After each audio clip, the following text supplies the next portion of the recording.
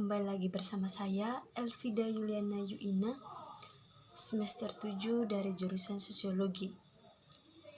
Untuk itu hari ini saya akan membuatkan sebuah parodi yang berikutnya dari pertemuan yang keempat dari mata kuliah Sosiologi Terapan. Dalam hal ini saya akan mengambil salah satu judul atau topik yang itu mengurangi kemiskinan dengan memanfaatkan media sosial. Dalam hal ini kita berbisnis secara online demi memenuhi kebutuhan hidup kita. Untuk lebih lanjut, mari kita saksikan video berikut ini. Terima kasih. Saya sudah mau jalan di sini, mau jalan 4 tahun di Kota Kupang tuh. Saya lihat pembangunan masih belum merata, dan kalau lihat dari tingkat kemiskinan itu memang NTT itu masih bersifat tarafnya rendah sekali. Sangat-sangat memang tingkat kemiskinan itu masih belum dirubah untuk lebih lanjut terkait pembangunan, kebutuhan ekonomi, apalagi dalam situasi ini mau mata pencarian untuk memenuhi kebutuhan tersebut kurang. Kalau pandangan dari Ahmad, bagaimana dengan pembangunan yang ada di Kota Kupang sekarang ini? Kalau dari saya sih pembangunan dari Kota Kupang. Kota Kupang.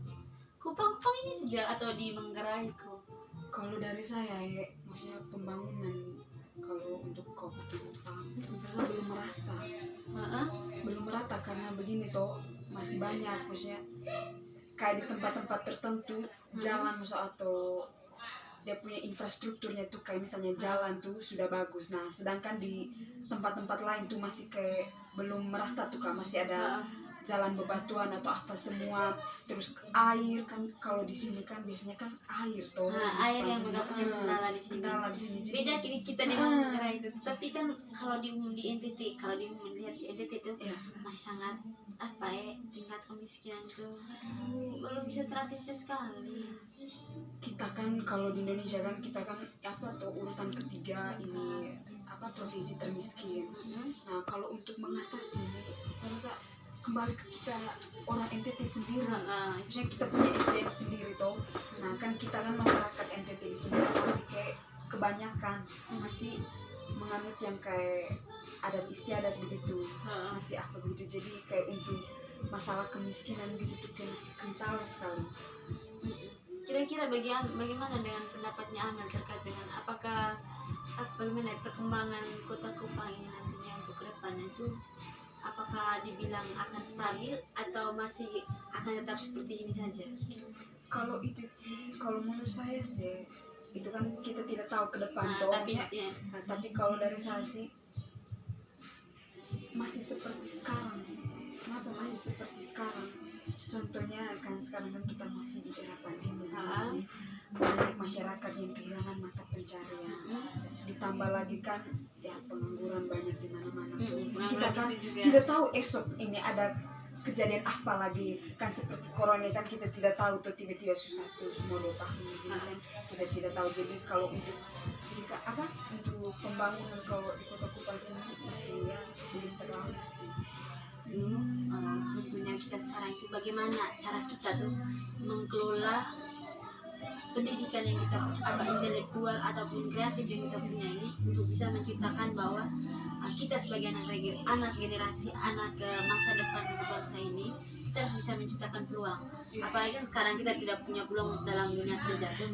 Pemerintah juga memberi tapi tidak bisa memenuhi untuk seluruh masyarakat Indonesia, hanya setengahnya saja. Maka dari itu, ini kesalahan pertamanya itu bukan kesalahan, tapi kekeliruan pertama ini pada kehidupan pada diri manusia sendiri, karena menutup apa yang kita miliki, tapi kita tidak membukanya peluang untuk menjadikan peluang sebagai peluang kerja atau ladang kita untuk menanam sesuatu gitu. Tapi dalam hal ini sih kita kan masih proses, tapi setidaknya kita itu harus bisa membacakan realita, membacakan pengalaman. Karena dalam saat ini kan banyak pengalaman yang bahwa banyak anak-anak muda yang selesai pendidikan tinggi S1 tapi mereka kembali ke kampung dan tidak kerja. Jadi kan tingkat kependudukan untuk dihitung dalam kampung itu kan masih bersifat, kalau kembali kepada kebutuhan atau kependudukan dalam dunia pekerjaan itu kan akan kembali dalam cara yang bersifat nol lagi, tidak peluang kerja.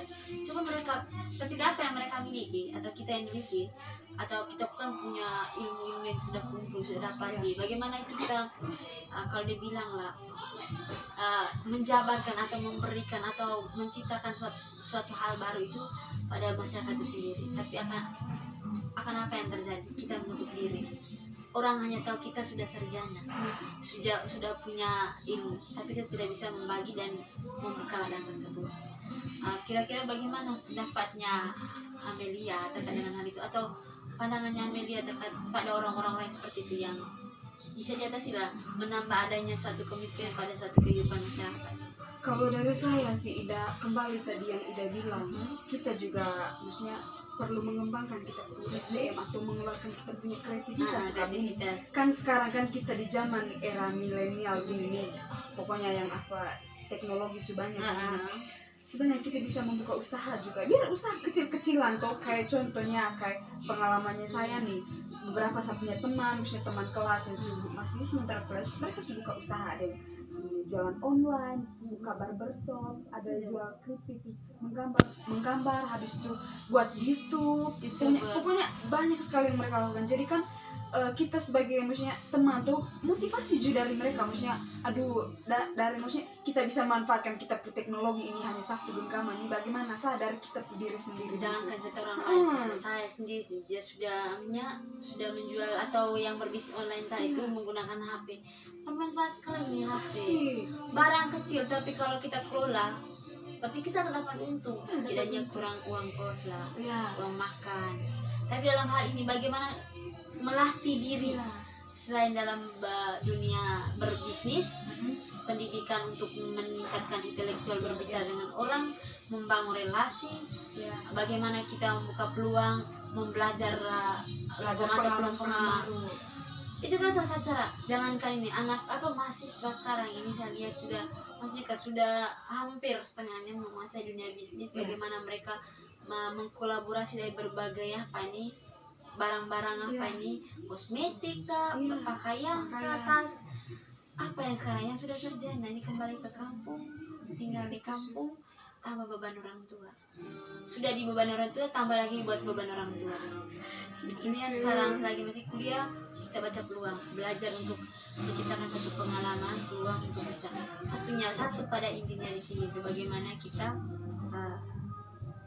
meningkatkan kreatifan kita ataupun intelektual yang kita miliki, bakat yang kita miliki untuk bisa menciptakan jangankan bangsa ini dulu, menciptakan kita punya masyarakat yang di NTT dulu itu lebih maju, berkembang, supaya peningkatan pendidikan atau pembangunan juga bisa merata. Karena ini kan pembangunan ada ini karena banyak orang yang punya pandangan, punya perspektif, punya keinginan untuk bisa memberikan suatu kemajuan dalam suatu lingkungan atau masyarakat sendiri, apalagi yang tempat kita tinggal. Kalau kita tidak ada ide, tidak ada peluang, tidak ada cara untuk bisa menciptakan suatu hal tersebut, otomatis pemerintah akan tidur. Maka dari itu belajar dari pengalaman, buka ladang untuk bisa menciptakan kreatif tadi itu. Semua ide-ide itu muncul dari kita punya diri. Tapi sumbernya literasi baca juga harus kita tingkatkan. Kayak yang penting juga Ida kita tuh kayak rajin membaca tuh. Maksudnya cari tuh maksudnya apa yang dibutuhkan sekarang. Contohnya kayak kita di kampung gitu kan, ladang usaha ini bisa kita mulai dari ini tuh maksudnya kayak kalau misalnya kita belum pekerjaan itu kita manfaatkan ladang ini, tanam ini atau apa itu kan nanti kita bisa jual menghasilkan. Pokoknya terlalu banyak, tapi kembali lagi ke kita sendiri. Apakah kau mempertahankan gengsi ini yang dulu atau ingin mendapatkan sesuatu yang bisa bermanfaat bagi diri? Itu sudah kira-kira mungkin seperti itu ya. Tapi bagaimana sekarang kan juga mahasiswa tapi jangan hanya menceritakan bagaimana kita menggunakan dari masa tersebut tadi untuk bisa mengelola kreativitas kita, ide baru kita. Siapa tahu teman dekat juga bisa tergiur dari pengalaman yang ada. Dan sekarang kita sama masih dalam proses, semoga untuk depan sama berhasil dan sukses untuk hal-hal dan punya pendidikan bisnis juga, dan memberikan nilai-nilai positif bagi orang-orang terdekat. Mungkin itu sudah besoknya sudah lanjut lagi ya, misalnya sudah lanjut tadi. terima kasih. Itulah video atau parodi dari yang saya buat terkait dengan mengurangi kemiskinan tadi, bagaimana seseorang menciptakan suatu kreatif atau memanfaatkan media sosial itu dengan nilai-nilai positif. Dalam hal ini tentunya menguntungkan bagi pribadi sendiri ataupun kebutuhan sendiri. Dalam hal ini juga ada peluang dalam arti berlatih atau mencari pengalaman untuk terjun dalam dunia berbisnis, melatih diri untuk bekerja secara mandiri. Untuk hal ini saya akan menyimpulkan bahwa banyak sekarang jangankan orang-orang yang tua atau apa, tetapi banyak anak SMA ataupun mahasiswa sekarang itu memanfaatkan media sosial sebaik-baik mungkin. Dalam hal ini bagaimana mereka menciptakan suatu lapangan kerja sendiri dengan memanfaatkan media sosial itu sendiri tanpa mengurangi atau membebani diri sendiri untuk melibatkan secara fisik dalam bekerja. Akan tetapi media sosial ini akan menjadikan salah satu cara, salah satu bentuk atau proses yang sangat simpel bagaimana kita melakukan interaksi ataupun komunikasi serta relasi dengan orang lain. Berbisnis online ini bukan hanya pihak yang diri kita atau yang sebelah kita, tapi bagaimana kita membuka peluang kerjasama antara orang luar ataupun kita. Intinya di sini bagaimana kita membangkitkan suatu komunikasi serta kreatifan kita untuk menciptakan atau memanfaatkan dari bisnis online itu sendiri dalam menggunakan media sosial. Terkait dengan hal itu juga sangat dituntun atau sangat diperlukan atau dibutuhkan bahwa kita sebagai regenerasi atau anak-anak muda yang tentunya menjadi satu peluang terbesar untuk bisa melawan pengangguran yang masih ada. Bahkan tingkat pengangguran yang sekarang itu relatif sangat tinggi di Indonesia sekarang.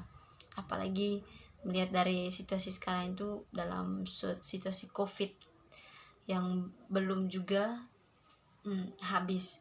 Maka dari itu bagaimana kita mengelola waktu-waktu yang sangat simpel ini, sangat begitu tidak memungkinkan kita untuk beraktivitas secara